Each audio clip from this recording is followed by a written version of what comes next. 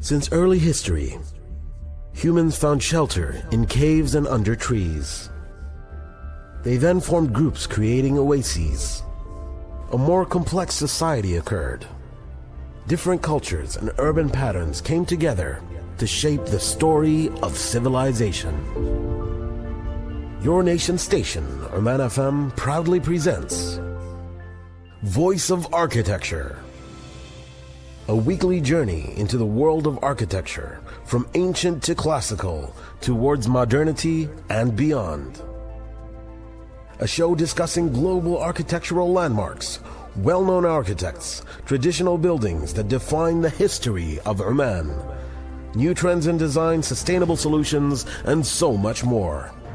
Voice of Architecture, with architect Ali Al-Lawati, and produced by Ahmed Al-Arami, only on Your Nation Station.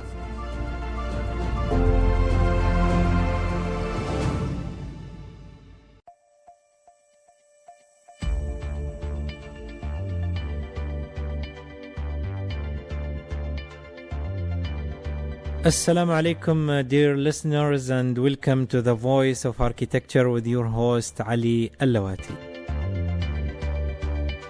Today, dear listeners, we are talking about the architecture of Dhofar and Salalah, and we will be talking with one of the academics who are working at Dhofar University at the Faculty of Architecture a few years ago and spent some time in Salalah.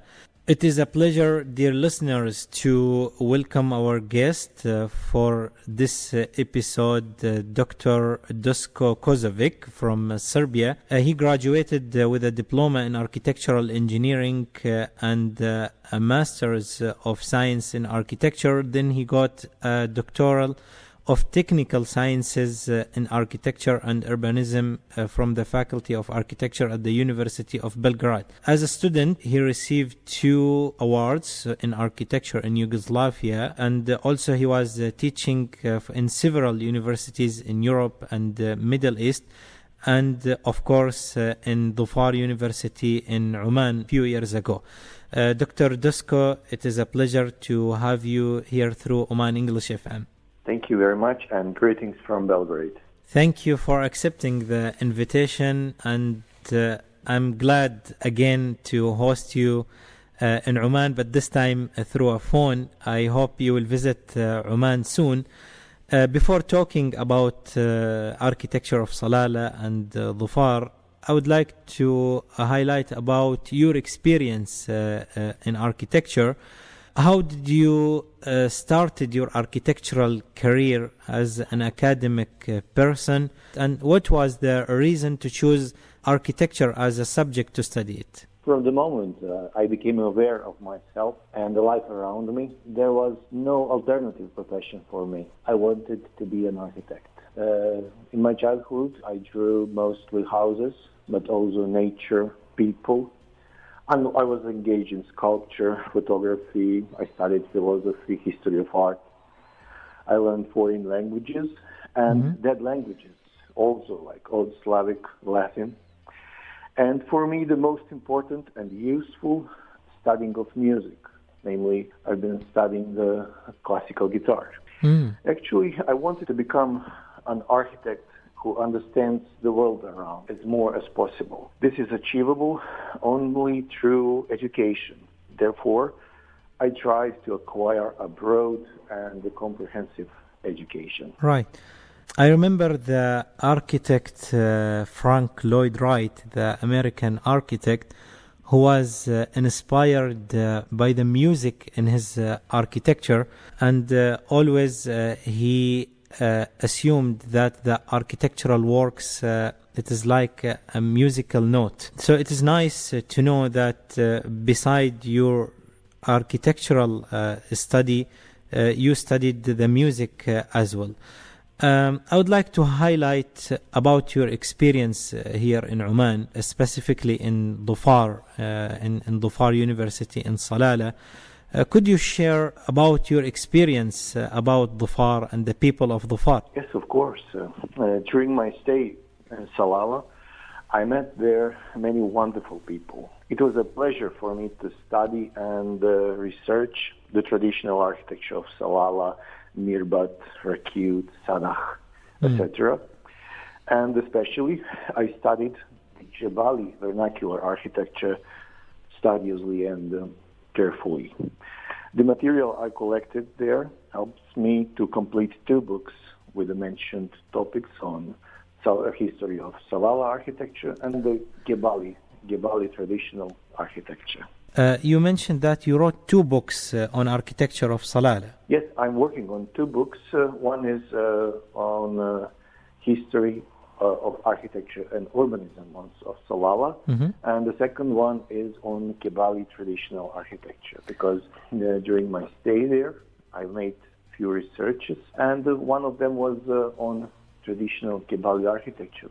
For me, is the most impressive part of my architectural experience. Yeah. I know that Dhofar and Salalah in specific, they are having a diversity in their geography. People, they think that Dhofar, it is a mountainous area, but they have the mountains, they have the desert, and they have the coast as well. So could you talk to us about the mountain architecture of Dhofar, please? Yes, with pleasure. I think that the natural values of a region are exceptional, and they've been preserved not only by historical circumstances. I think the respect for the environment is a part of the culture in Dhofar, and I think is a crucial characteristic of Dhofar culture. The second most important influence comes from frankincense. Frankincense is the main generator of Dhofar culture, and indirectly helping the culture, helping the economy, indirectly as a generator of urbanism and architecture. The frankincense tradition has largely shaped the culture and the economy. It, on one side, it has brought the experience from other countries and other cultures, and in the same way, it was a kind of proxy for export of Dhofar culture. Through trading, you mean? Throughout the world. So the culture of building and construction exists for a few thousand years, and we have there many witnesses for my claims, like Sumhuram, Al-Balid, and I have to repeat again, traditional Gebali house, and in the same time, mobile architecture by Badawi culture, not just in Dhofar, it's a wider in the region. You mentioned about the goods, the frankincense in Salalah, and I believe that the wealth affected the architecture there. So when we compare the south with the north, we could see that what is special about the Salalah and the Dhofari houses and the Dhofari architecture, it is a stone architecture from the foundation till the parapet. But in the other regions, you will find the mud bricks, you will find the clay architecture. So I think it is a little related to the wealth. But talking about the urban scale of Dhofar and the different settlements type in the region of Dhofar, if you could highlight about it, please. Yes, of course. Regarding urbanism, we can define 2 specific areas. It's old and the new parts. The old urbanism is preserved, and settlements like Al-Hafa, Mirbat, Rakut, and represents a treasure, important not only for the culture of Oman, but for the whole world.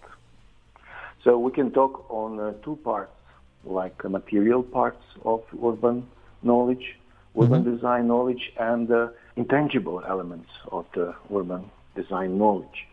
Talking on the technical elements, we can talk on the street system, very exact and very precise.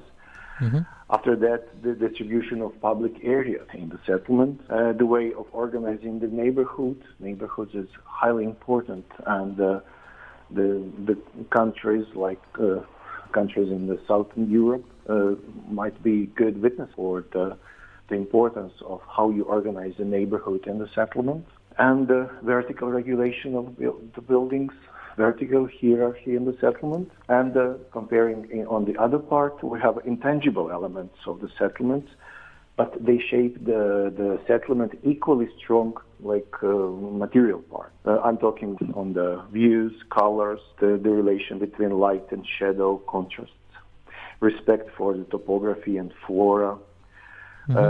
After that, distribution of attractive points inside the settlement. In one word, we can talk in the spirit of the place, in Latin genius loci, which is distinct and strong in every one of the settlements in Dhofar I have the opportunity to visit. The new part of Dhofar settlement, especially in Salalah, contains many cultures and experiences in one whole. Actually, I see the multicultural attitude as a fundamental part of the culture of Oman. It's a good because it's a treasure. Specific overlapping of the new and old urban matrix, actually completely new street system adjusted to a new technologies, high level of the communal equipment are the main characteristics of the new settlements in Dhofar. But sometimes I have to mention it, not always accompanied by high level of communal discipline. It's a part it must be worked on in the future. How you feel the old settlements, the old Salalah, how it is connected to the new one? Old part of Salalah is a huge treasure and should be preserved and presented on a slightly a better way than is in fact today. I think the traditional part of Salalah are losing the battle between contemporary technologies, and I think should be better preserved and better included in the contemporary life, because old towns are magnet for tourism, and it might be very good support for contemporary economy, helping to build the brand of the region. So indirectly might support production of frankincense, might support production of food, or many different kinds of human production. Al-Hafa or Is-Salalah should be more preserved and presented as a part of the cultural history. And it is not, believe me, I've seen a lot of good and not so well preserved parts of the traditional cities. You have in Dhofar precious part of the world culture and world heritage, so you must pay attention on it. Yes. Talking about architecture of Dhofar, when we are talking about Salalah, it is associated with the Yemeni cultural sphere, in particular about Mahra and Hadramaut. So could you little highlight the architecture of Dhofar from your observation when you were working in Salalah as an academic at the University of Dhofar? As I mentioned, in urbanism we have old and the new, and in architecture we have old part and the new part of contemporary part of architecture. Regarding traditional architecture, I have to mention that traditional architecture has slight difficulties to cover the needs of modern family life today. But traditional architecture solution can find the place in many areas of life, and it worth to be preserved. For the first, we have to talk on philosophy of Omani traditional architecture. It is specific to other areas of Arabian Peninsula because it contains traces of the architecture of a large area and cultures that were covered by Omani Empire in the past. Here we can talk on several important urban centers.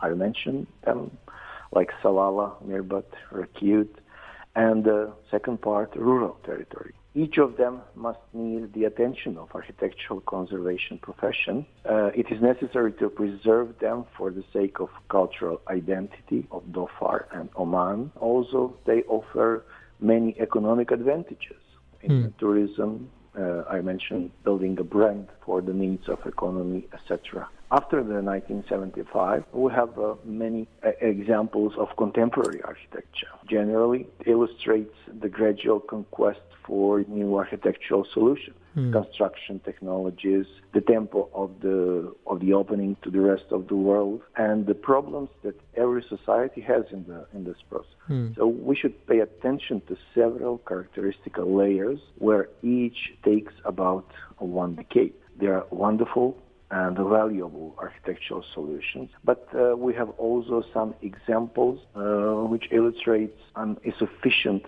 understanding of the technology, new materials, structure, or the form. My humble opinion is that we should always take into account the four elements of modern architecture. For the first, the function. We can translate in the question, does it meet the needs of the family life or company life? The second one is the material and the compliance with the local environment. After that is the construction, which must be consistent with the purpose of the building, material selected for the building, and for sure easy to maintain as a part actually of traditional architecture. And at the end, the form. Form must be in harmony with the landscape, tradition, culture, religion, and especially I have to emphasize the question, is it necessary to be unique or not? So step by step with hard work, as it has been in the past, the Dhofar region has a lot of potentials to become an important place in the world architecture map. Voice of Architecture.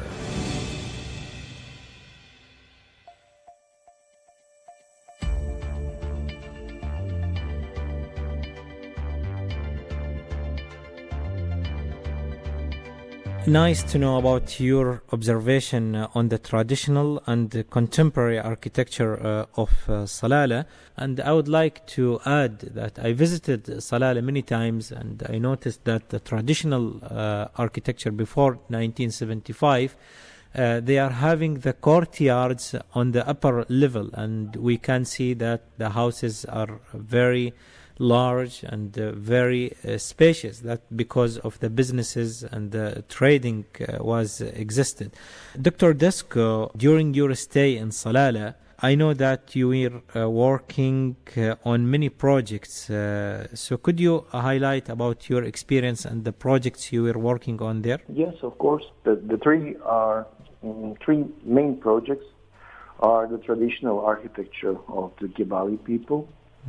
And for that project, at the end, we got some state support, and I'd like to say thank you very much for the support. The second one is Atlas of Traditional Architecture of Dhofar, covering urban, rural, and the nomadic mobile architecture. I think mobile architecture. It is a book? So books are in progress now. Okay. And the third one is Urbanism in Architecture of Salalah. Speaking on material, I would like to emphasize first the book, The Architecture of Oman by Salma Damluji. It's, I think, a magnificent piece of architectural knowledge. And going back in the past, I think a good point is Lorimer and the Gazetteer of Arabia. Well, description of the Salalah architecture and the concept of the city is a very good witness of the Salalah urban and architectural history. Dr. Dusko, are these three titles you mentioned, are these books? And are they different than the other two books you mentioned at the beginning you working on about the architecture of Salalah? Yeah, thank you for your question. Actually, I'm working on three books in parallel. The first one is Traditional Architecture of Gebali people. The second one is Urbanism and Architecture of Salalah. And the third one is my humble attempt to make an atlas of traditional architecture of Dhofar. The first one, Traditional Architecture of Gebali people, should present for the first traditional Gebali house. I think it's a unique concept and very interesting, really interesting piece of architecture, because it's we can find the similar solutions along east coast of the Red Sea. We can following the same type of the building around the Mediterranean area, especially Cyprus, Syria, and the present part of the Turkey. And following to the north, we can find pretty much the same architectural solutions in the Balkan region. So it's a very, I think it's interesting to compare small differences and variations from Dhofar along to Yemen and following further towards the north. All the best, Dr. Dusko, in your research work and the written projects you are following and the books you are writing right now on Dhofar architecture and Salalah. Thank you very much for your time sharing with us about your experience and observations on architecture of Salalah. And our dear listeners, I hope you enjoyed the interview with Dr. Dusko Kuzovic, the academic and the architect from Serbia. Thank you very much for the opportunity to talk on the architecture of Dhofar and Salalah. Dhofar and especially people of Oman will have forever a particularly important place in my heart and soul. Thank you again. Since early history, humans found shelter in caves and under trees. They then formed groups creating oases. A more complex society occurred. Different cultures and urban patterns came together to shape the story of civilization. Your nation station, Oman FM, proudly presents Voice of Architecture, a weekly journey into the world of architecture, from ancient to classical, towards modernity and beyond. A show discussing global architectural landmarks, well-known architects, traditional buildings that define the history of Oman, new trends in design, sustainable solutions, and so much more. Voice of Architecture, with architect Ali Al-Lawati, and produced by Ahmed Al-Arami. Only on Your Nation Station.